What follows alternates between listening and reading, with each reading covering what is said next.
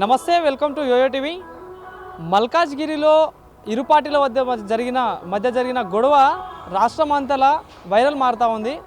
So అసలు ఆ రోజు ఏదైతే చెక్కుల పంపిణీ విషయంలో కూడా అటు బీఆర్ఎస్ పార్టీకి కాంగ్రెస్ పార్టీ మధ్యలో పెద్ద ఎత్తున గొడవ కూడా జరిగింది. అది కాస్త సవాళ్ళ వరకు కూడా వెళ్తూ ఉంది. సో మరి ఆ రోజు జరిగిందేంటి, అసలు ఏం రాబోయే రోజుల్లో మల్కాజ్గిరిలో ఏం జరగబోతోంది మాట్లాడించే ప్రయత్నం చేద్దాం. మనతో పాటు మాట్లాడడానికి జనసేన స్టేట్ లీడర్ చుక్కా నాని గారు ఉన్నారు. అన్న నమస్తే. సో మల్కాజ్గిరిలో మీరు ఉంటున్నారు. సో మొన్న వారం రోజుల క్రితం రాజకీయాలు మొత్తం వేడెక్కి బగ్గుమంటా ఉన్నాయి. సో ఏంది అసలు ఆ రోజు ఆ బోనాల చెక్కులు పంపిణీ విషయంలో అసలు ఏం జరిగింది, అసలు వాస్తవాలు ఏంటి?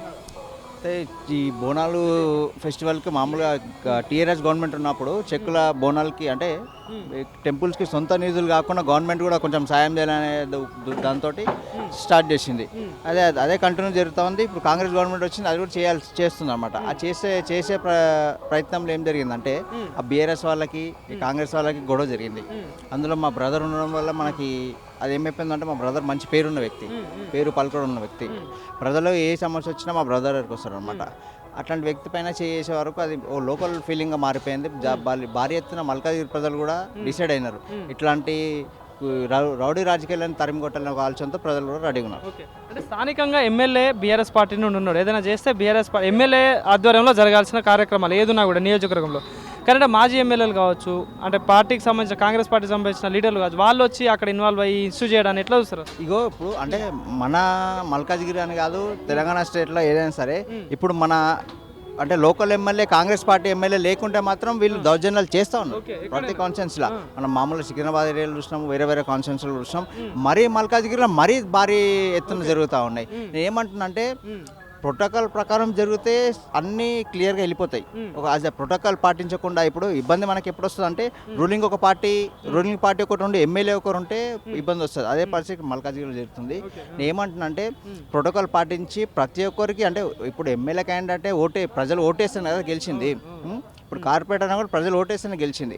అంతేగాని మీరు కొత్త గవర్నమెంట్లోకి వచ్చి మేము దౌర్జన్యాలు చేస్తాం, దాడులు చేస్తామంటే పద్ధతి కాదు. వాళ్ళు కూడా ప్రజానాయకులు, ప్రజలు ఓటేసి గెలిచిన వాళ్ళే కాబట్టి వాళ్ళకి ఎంత హక్కు ఉందో మీకు కూడా అంత హక్కు ఉందని కొంచెం. సో ఆ రోజు నైటు మొత్తం మల్కాజ్గిరి మొత్తం బగ్గుమని రోడ్ల మీదకి నాయకులు పక్క నియోజకవర్గ ఎమ్మెల్యేలు కూడా ఇక్కడికి వచ్చి కార్ల మీద ఎక్కి మరీ సవాళ్ళు విసురుతూ ఉంటాను. సో మన రాధాకృష్ణ యాదవ్ గారికి కూడా ఫోన్ చేసి భయపెట్టడాలు, వార్నింగ్లు, సవాళ్ళు, చర్చలు, ఇదంతా అసలు ఏం చెప్పదలుచుకున్నట్టు? ఇగో భయం, మేము మల్కాజ్గిరిలో అన్న తమ్ముళ్ళు అనేటువంటి తిరుగుతాం.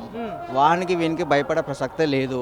ఎంతో మందిని చూసినాం. ఎందుకంటే మేము ఏమి ఉట్టిగా లేము. మల్కేరి అంటే ఒక మాస్ ఏరియా. అన్న తమ్ముడు అక్క చెల్లె అంటూ ఉంటాం. అంతేగాని ఈ సొంత కోట్లకి ఏడుకోలు వచ్చి తమాషా అంటే ఊరుకునే ప్రసక్తి లేదు. అట్లా ఏంటి మరి దీనికి రివెంజ్ ఏదైనా ఉంటుందా రాబోయే రోజుల్లో? రివెంజ్ అంటే మేము ఇప్పుడు ప్రజాక్షేత్రంలో మనం ఉన్నాం, రాజకీయ నాయకులుగా మనం ఉన్నాం కాబట్టి మేము రాజకీయంగా ఎదుర్కొంటామా, వాళ్ళు రాజకీయంగా వస్తే రాజకీయంగా ఎదుర్కోవడానికి సిద్ధంగా ఉన్నాం. వాళ్ళు వ్యక్తిగతంగా వస్తే వ్యక్తిగతంగా ఎదుర్కోవడానికి సిద్ధంగా ఉన్నాం. వాళ్ళు బలగం తీసుకొని వస్తే మేము కూడా బలగంతో ఎదుర్కోవడానికి సిద్ధంగా ఉన్నాం. అంతే. సో పోలీసులు ఎట్లా స్పందిస్తూ ఉన్నారు అంటే ఇంత పెద్ద ఇన్సిడెంట్ జరిగినప్పుడు ల్యాండ్ ఆర్డర్ అనేది కంట్రోల్లో కంపల్సరీ చేయాల్సిందే పరిస్థితే కదా? అవును, నేను ఏమంటున్నా అంటే ఇప్పుడు గవర్నమెంట్ అనేది సరే, గవర్నమెంట్ 5 సంవత్సరాలు ఉంటుంది, గవర్నమెంట్ 10 సంవత్సరాలు ఉంటుంది. కానీ వ్యవస్థ ఎప్పటికీ అట్లనే ఉండాలి. గవర్నమెంట్ చేంజ్ అయినా కాకపోయినా, వేరే గవర్నమెంట్ వచ్చినా, కొత్త గవర్నమెంట్ వచ్చిన వ్యవస్థలు, పోలీస్ వ్యవస్థ అనేది ప్రజలకి రాజకీయ నాయకులకి ఒక మధ్యవర్తిగా ఒక పెద్దన్నలాగా వివరించే ఒక పాత్ర. ఆ పాత్రని వీళ్ళు మిస్యూజ్ చేస్తూ ఉన్నారు గవర్నమెంట్లో. ఎందుకంటే ఆ మిస్యూజ్ చేయకుండా గవర్నమెంట్లో ఉన్న డీజీపీ గారిని రిక్వెస్ట్ చేస్తూ ఉన్నా, డీజీపీ గారిని, ముఖ్యమంత్రి గారిని చెప్తా ఉన్నా. ఎందుకంటే ఈ పోలీస్ వ్యవస్థ అనేది మిడిల్ పెద్దన్న పాత్ర పోషిస్తారు ప్రజలకి రాజకీయ నాయకులకు మధ్యలో. కాబట్టి నేను ఏమంటున్నా అంటే పోలీస్ వ్యవస్థను చాలా బలంగా తయారు చేసి ఇట్లాంటి కుట్రలు, ఇట్లాంటి రౌడీ రాజకీయాలు జరగకుండా చేయాలని కోరుతాను. సో ఏంటన్నా ఆ రోజు మొత్తం ఓవరాల్గా జరిగిన ఇన్సిడెంట్లో తప్పెవరిదంటే ఏం చెప్తారంటే ఫస్ట్ స్టార్ట్ చేసింది ఎవరు, దీనికంత మూల కారణం ఎవరంటే ఏం చెప్తారు? ఇది జరిగి ఒక 4-5 రోజులు ఉంది, 4-5 రోజులు అవుతుంది. అన్ని వీడియోలు బయటకు వచ్చినాయి, అంత క్లియర్గా ఉంది. నేను కొత్తగా చెప్పాల్సిన అవసరం లేదు ఇంకా, ఎందుకంటే నేను కొడితే వచ్చేస్తుంది ఈజీగా. అన్ని వాళ్ళ వీడియోలు వేరే అయినాయి, మన వీడియో అయినాయి, క్లియర్గా ఉంది. సో ఏంటి మరి మల్కాజ్గిరి రాజకీయాల్లో మార్పు ఏమైనా వస్తుందా మరి రాబోయే రోజులలో? ఉంటుంది, 100% మార్పు తీసుకొస్తాం. ఎందుకంటే మేము నేను గత 2010 నుంచి లెవెల్ నుంచి రాజకీయాల్లో ఉన్నా. అంటే ఎమ్మెల్యే స్థాయి తరం ఆయన ఎమ్మెల్యే స్థాయి ఉండే, ఆయన తర్వాత నుంచి నేను రాజకీయాలు చూస్తూ ఉన్నా. లోకల్ ఎమ్మెల్యే ఈటల రాజేందర్ గారు ఉండే, మిగతా వాళ్ళంతా బయట నుంచే ఉన్నారు. రానున్న రోజుల్లో మా లోకల్ వ్యక్తి ఎవరైతే బలంగా ఉంటారో వాళ్ళని ఎంచుకోవడానికి ప్రజలు కూడా నేను అది చేయడానికి చూస్తూ ఉన్నా. థ్యాంక్ యూ అన్న.